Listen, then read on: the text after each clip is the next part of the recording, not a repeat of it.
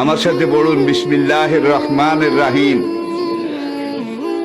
আস্তাগফিরুল্লাহ রব্বি মিন কুল্লি যামবিন ওয়া আতুবু ইলাইহি লা হাওলা ওয়ালা কুওয়াতা ইল্লা বিল্লাহিল আলিয়্যিল আযীম।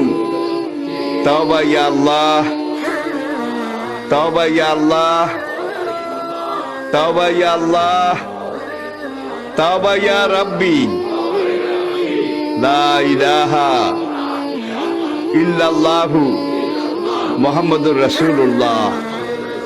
আল্লাহর কসম, পিছনের জীবনে সব গুনাহ আল্লাহ মাফ করে দিয়েছে এই তওবার কারণে, সব মাফ করিয়া লাইছে।